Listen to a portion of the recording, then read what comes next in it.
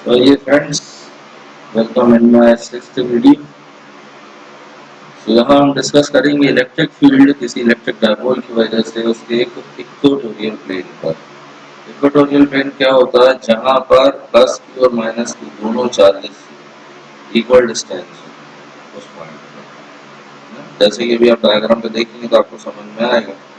पिछले वीडियो पे हमने इलेक्ट्रिक डायपोल की वजह से जो इलेक्ट्रिक फील्ड निकाली थी वो हमने निकाली थी एक्सियल लेंथ पर, यानी डायपोल के एक्सेस पर।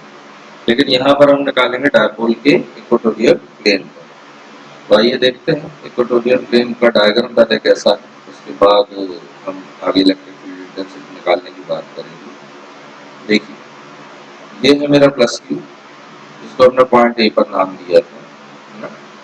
ये है मेरा प्लस क्यू और इसको मैंने नाम दिया था बी, मतलब माइनस क्यू ए पर और प्लस क्यू बी पर। शायद मैंने प्लस क्यू बोल दिया था उसको। तो जैसे कि आप जानते हैं डायपोल पे दो अपोजिट चार्जेस होते हैं, तो माइनस क्यू ए पर और प्लस क्यू बी पर। इनके बीच का सेक्टर है ओ। तो प्लस क्यू की भी दूरी ए है और माइनस क्यू की दूरी ए। तो टोटल इन दोनों के बीच की दूरी कितनी हो गई हमारी? 2। अब हमने एक्स डिस्टेंस पर एक पी पॉइंट माना है जो सेंटर से इसके एक्स डिस्टेंस पर। तो देखिए कि राइट एंगल ट्रायंगल बन गया एओपी।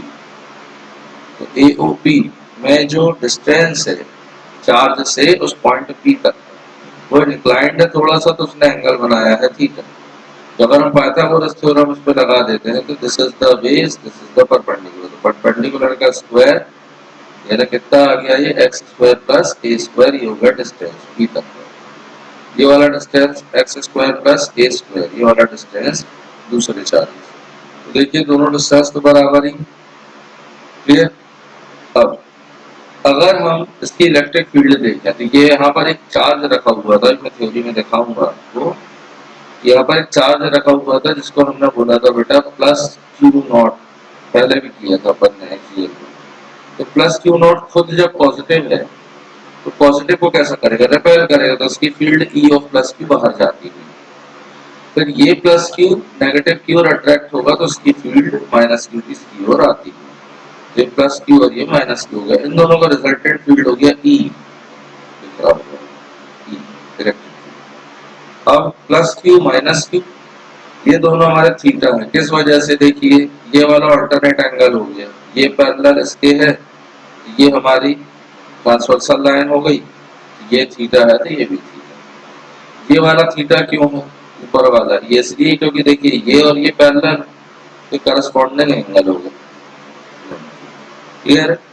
हाँ, जब हम इस ई ऑफ प्लस क्यू को रिजॉल्व करेंगे दो रेक्टेंगुलर कंपोनेंट्स, रेक्टेंगुलर मतलब एक परपेंडिकुलर और एक हॉरिजॉन्टल, यानी एक वर्टिकल और एक हॉरिजॉन्टल।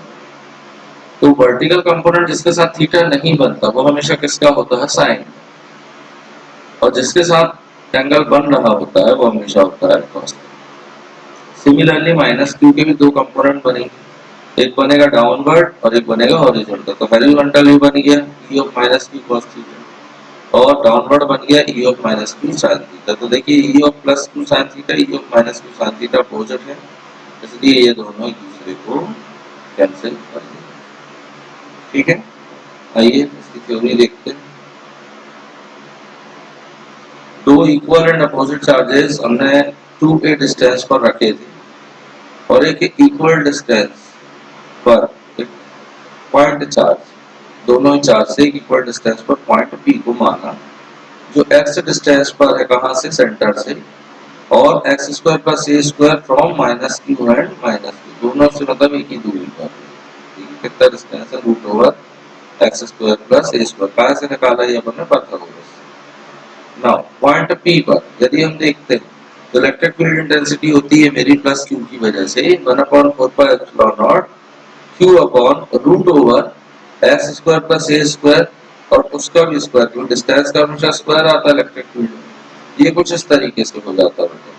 यहाँ पर अपन लिख देते सीधे क्यू अपॉन, नीचे हो जाता मेरा एक्स स्क्वायर प्लस ए का स्क्वायर, इसके ऊपर लग जाता सीधे सीधे रूट, और इस पूरे का हो जाता रूट के साथ ये स्क्वायर से ये रूट बढ़ जाता तो सीधे बचता x square plus a square. Similarly minus Q का भी सेम है। अब आपको दिमाग में आ रहा है नेगेटिव साइन क्यों नहीं लिया, क्योंकि तो माइनस क्यू की वजह से। तो पिछले वीडियो में मैंने आपको बताया था कि minus Q is the scalar quantity. वो ये डिसाइड नहीं करेगा कि फील्ड पॉजिटिव होगी या नेगेटिव होगी, वो डिसाइड करता है फोर्स।